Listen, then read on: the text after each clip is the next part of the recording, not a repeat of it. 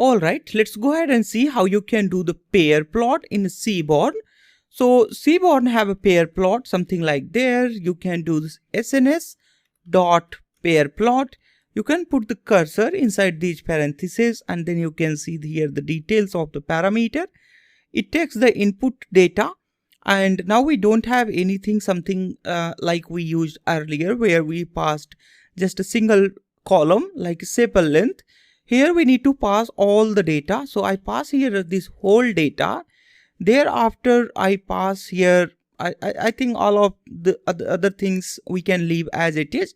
This kind says that when we plot pair plot, so the plot between two continuous variable will be plotted as the scatter plot. Let's go ahead and just run this. This is going to be a very simple pair plot. Now you can see there it is clearly being shown there, and it says that if you have there a multiple columns, you can identify that how these columns are correlated to each other. Other than that, you can set here a hue once again like you had set earlier, something like this, hue as the species. Now this pair plot will be distributed as per their the species value. You can also set here the height of your image, and then you can set the aspect ratio like the width of your image as well. So this is going to put here the 2 point of the height, and as much as it put its height, the double of the height will be there the width.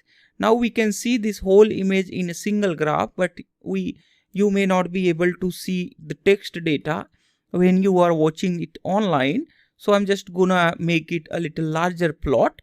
Now you should be able to see this as a proper plot. We have here a petal width, and then we have here a sepal length there. In these, we have here a distribution for each of these columns separately. Now you can see the power of pair plot here.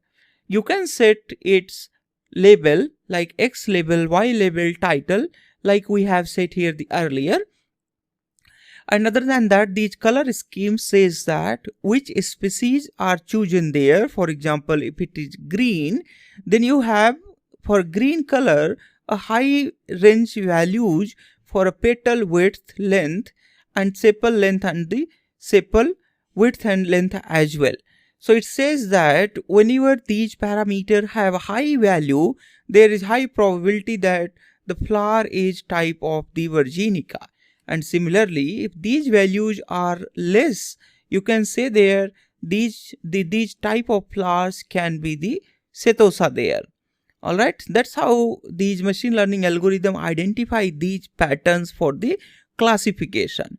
We are actually analyzing this in just two-dimensional data. That is why we are able to understand these. But if your dimension of the data becomes like 100, 300 or 200, then it would be really very difficult. In fact, for human, if dimension becomes more than 3, it becomes difficult for the visualization. That is how these machine learning algorithms work. When these data becomes difficult for interpretation for human, then ML algorithm are applied there to identify these hidden patterns from the data. Let's go ahead and see the box plot. So now I'm gonna use box plot with the SNS.boxplot. You have boxin plot and the box plot both. So I'm gonna use here the box plot, and in this box plot you can simply pass here X is equal to species here. So I'm gonna put X-axis as each of these species, and thereafter I'm gonna put here as Y, which is going to be the petal length there. Alright, so for each species the petal length will be plotted there, and then in the data I need to pass here the iris data. If I just run it, now you would be able to see this box plot. So what information this box plot is giving you? This says that for Virginica, we have there for a petal length, there is a wide variety of the petal length for Virginica there. That means the distribution is quite high there. But in case of the setosa, these distributions are not much high. These are actually concentrated at a single place. And for versicolor, we have also distribution a little higher there. You can similarly see for setosa, we have very small distribution because these ranges are very small. And similarly, in case of versicolor, we have these ranges a little greater than the setosa and a little less than the virginica. That's how you can use the box plot to analyze your data. Let's go ahead and see the swarm plot. So for swarm plot, you can simply write here SNS dot swarm plot. In that you pass there x is equal to species. I mean to say that we can pass this whole parameter for the swarm plot as well. So I pass here x equal to species, y equal to petal length, and data equal to data. So what is the difference here? It says that again, you can see in case of the virginica, we have here very large, the length or height of the virginica flower is quite high. That means the data distribution is high, or you can say that deviation or standard deviation or the variance of the data is high, and a little lesser for the versicolor and extremely less for the setosa there. So these type of the algorithms, these type of the plots you can use to analyze your data. Similarly, you can use there the Boxen plot. If you put the cursor inside that and you press the shift and the double tab, you will get here a detailed documentation on the Boxen plot.